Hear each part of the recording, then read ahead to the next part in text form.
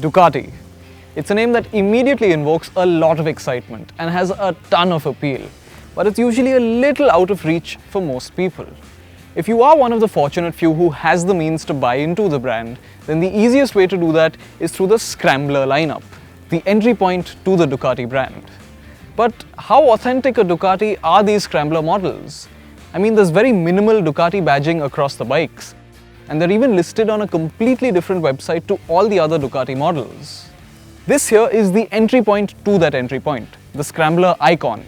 Its dark version costs 7.99 lakh rupees and is the most affordable Ducati that you can buy today. What we have here is the standard Scrambler Icon, which is a little more expensive at 8.49 lakh rupees. We're going to break its name down into two parts and see just how good a Ducati it is and just how good a Scrambler it is. There's definitely more than a little Ducati DNA here. At its heart is an L-twin engine, as there should be, and it's got desmodromic valves, as it should. The rest of the engine though is actually quite basic. It's predominantly air-cooled and gets just 2 valves per cylinder. So the output figures won't exactly wow you, but they're not shabby either. What's really important though is how they feel in the real world.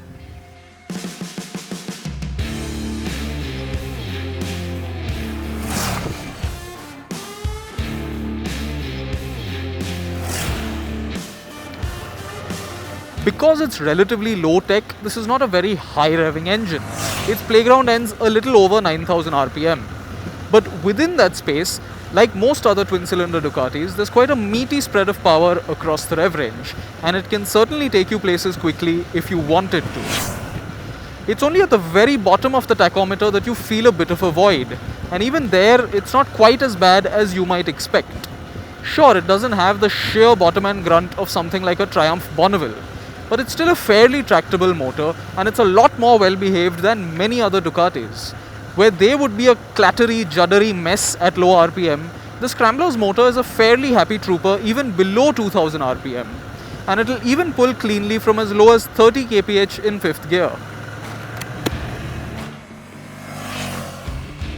Yes, part of this is down to the Scrambler's relatively short gearing, but it isn't unreasonably short either.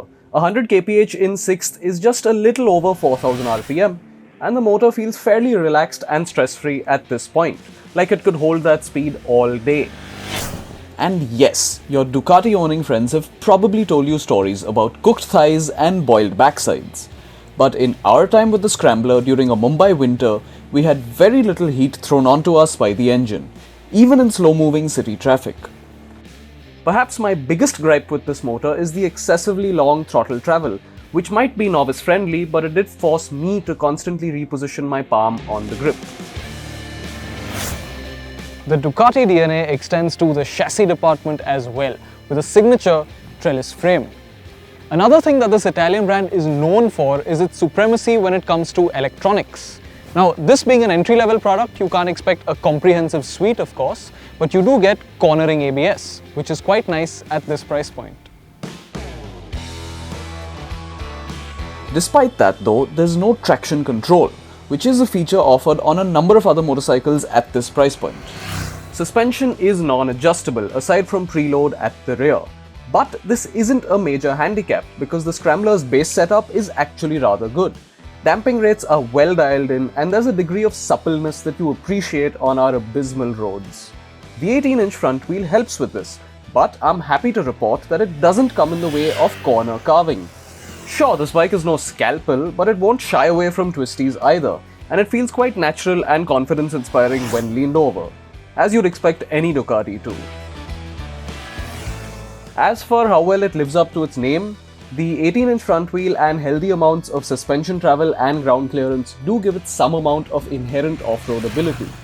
But try anything too hardcore and you'll find that the road-focused ergonomics and the non-switchable ABS get in your way.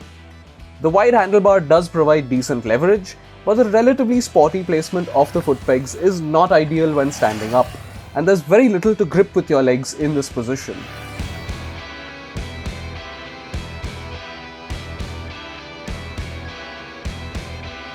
Perhaps one of the biggest highlights of owning a Ducati is just how special it makes you feel, and the Scrambler does a pretty good job of that. It's larger than you'd think, and it has quite a lot of presence in person. Of course, that's helped in no small part by its bright and vibrant color schemes.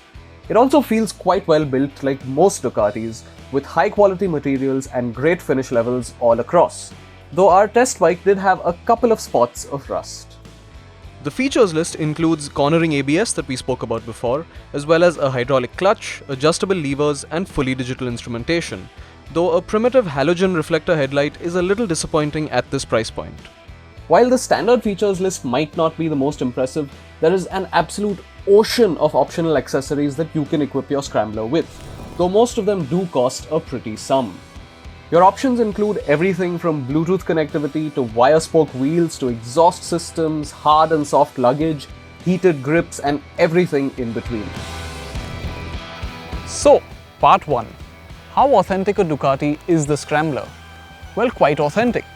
And even in the areas where it isn't, they aren't necessarily a bad thing. The Scrambler makes for a great entry point into the world of Ducati because it offers many traditional likable Ducati qualities. You get a meaty motor, great build quality, a very dynamically capable package wrapped in a very good looking skin. But without some of the usual Ducati fussiness. It runs quite clean and happy even in city traffic. Heat is well managed, the clutch is light, and overall it's just quite unintimidating, friendly and easy to ride. As for how good a Scrambler it is, yes, you do get some amount of inherent off-road capability, thanks to the tires, the suspension travel and the ground clearance.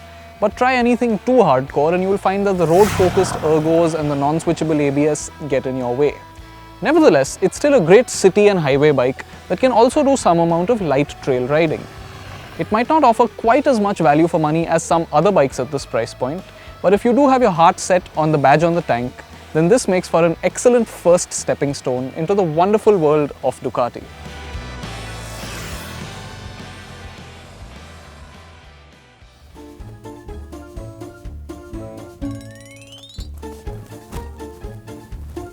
ये फिर से बाल आ गया सामने with a signature trellis frame. नहीं, एक second, ये चांद से कभी कभी आ जाता है चेहरा, वरती येतात का.